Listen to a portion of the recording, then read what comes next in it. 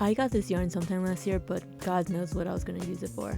The only thing I've learned about design so far is that I'll never actually know what my finished project is going to look like until the end. We are back with another attempt at trying to design something because I've decided that this entire year is going to be me trying not to follow patterns and simultaneously trying to get rid of yarn because my yarn stash grew a little bit faster than I can crochet and I don't remember why I bought a lot of them. So one of them is this soft bamboo fine yarn, which I'm pretty sure I just bought because it looked pretty. I've been kind of wanting to make a poncho again. I only have 3 of these and each of these only has 180 meters of yarn. So in total that's 540 meters of yarn. I made a few samples with different hooks and just to get a feel of the sizing. I was also trying to figure out what kind of stitch I wanted to use and I finally landed on something. I am following basically this stitch. It's called the Nexus. This is what we've got going so far. I've already blocked it and I think it looks so cool. I only have 3 balls of this. This is already used up one of them. I don't know if using a bigger hook means you use less yarn. My brain can't comprehend if that's more or less. I don't know how long I wanted this poncho to be, but God knows this is definitely not going to be long enough. Maybe if it was this way and I lengthened it, but I'm currently going this way. So we're pivoting. I know we're just starting the video, but we're already pivoting. And we're gonna go make a kind of like a cropped shirt, cropped lacy shirt situation. I'm just really hoping that I have enough because I have run out of yarns in so many projects and I have more balls of yarn in other colors, but they just don't match with this like salmon dusty rose kind of situation. I drew up a little sketch of what I randomly decided that this top was going to be. Instead of one big rectangle, I wanted to try to add some decreases, maybe add some shaping on the side, and if I have enough yarn, put some picotte just to kind of, you know, add some pizzazz. I don't know how people normally write their notes because this is a mess. I kind of understand it, but it's a hot mess. These are the decreases I was doing while I was trying to figure out how to make it nice and straight because the book actually tells you this is not good for external decreases. Not suitable for shaping at edges. I think once you add some lining into it, once you add like single crochets along this row, you're gonna kind of buffer out any gaps. There was a lot of frogging and remaking in this part of the process because decreasing, especially when the pattern designer tells you it probably won't work, was really confusing. I probably spent about 4 days figuring out just this part alone. Like frogging part 3 because we have to go back to the drawing board. I got to a point where I thought that I was basically done with the front panel. Like it has the same width of like a halter tack that I have.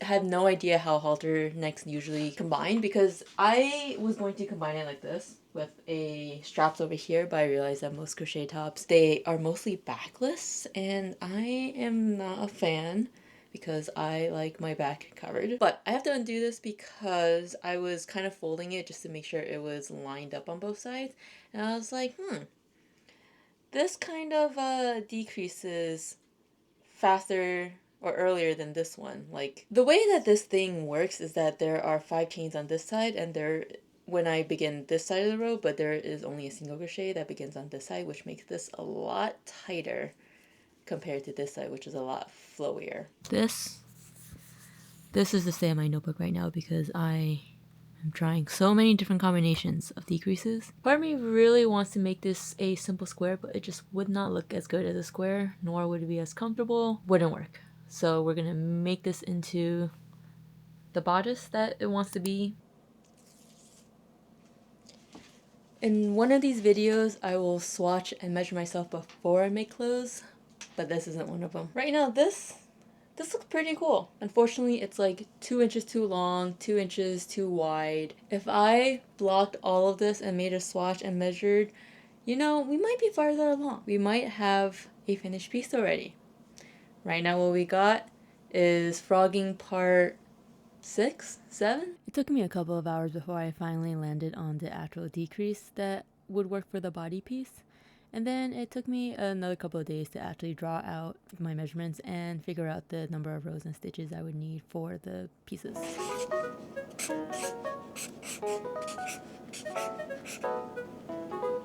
So I've basically gotten this to a point where it is somehow actually wide enough and reaches like the same seams on my shirt, so I know it'll fit. Now the problem is this armhole starts like down here, which is fine, but it only reaches up here, which I think I would technically need to decrease more if I want like a higher neckline. Like I can begin my straps right here, but it would be a lot lower compared to where this started. Like it would be like maybe like a good inch.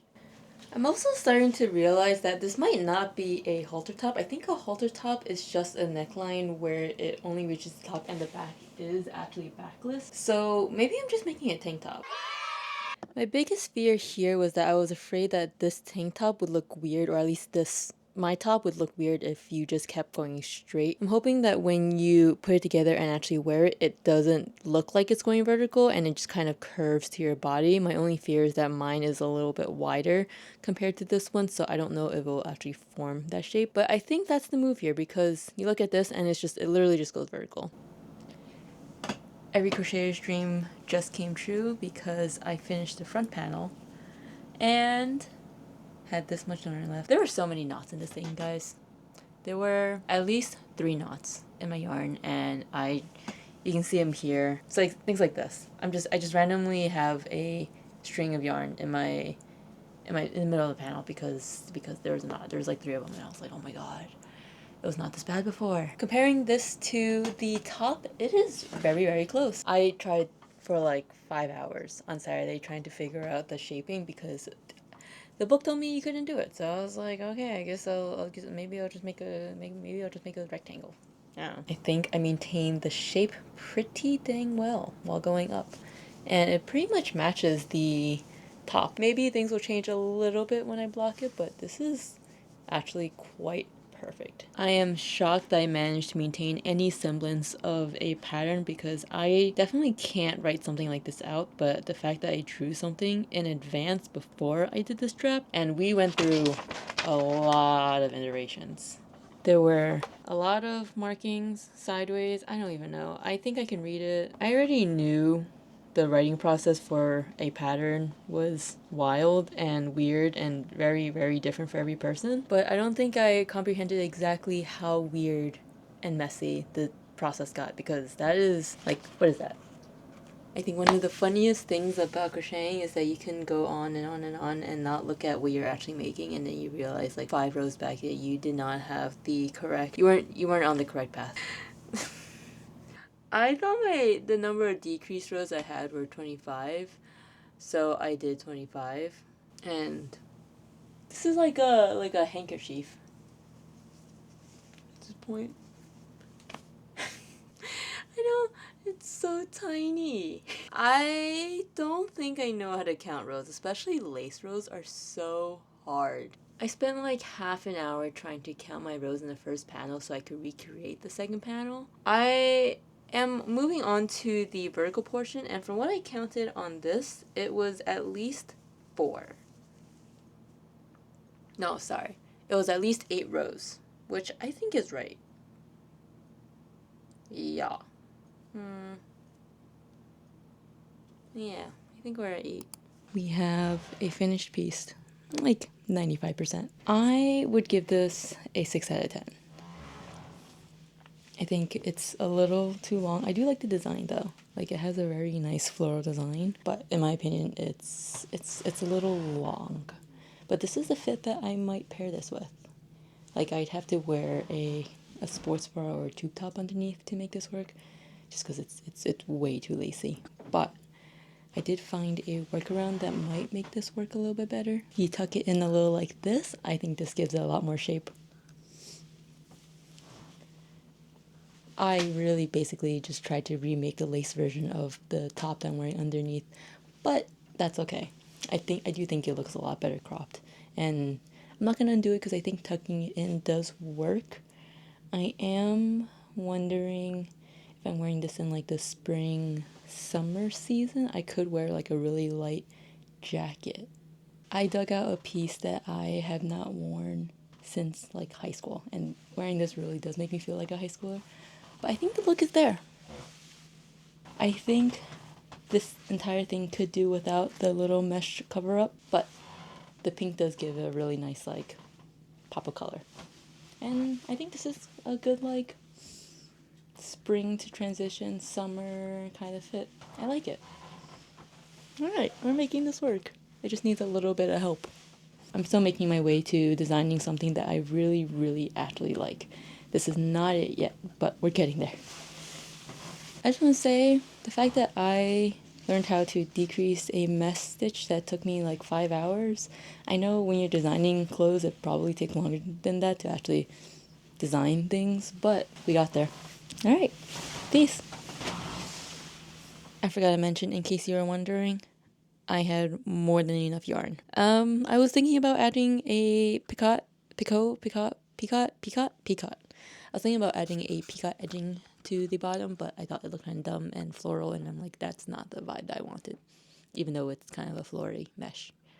Anyways, I don't know what I'm kind of, what am I gonna, this is like maybe 70 yards of yarn. What am I gonna,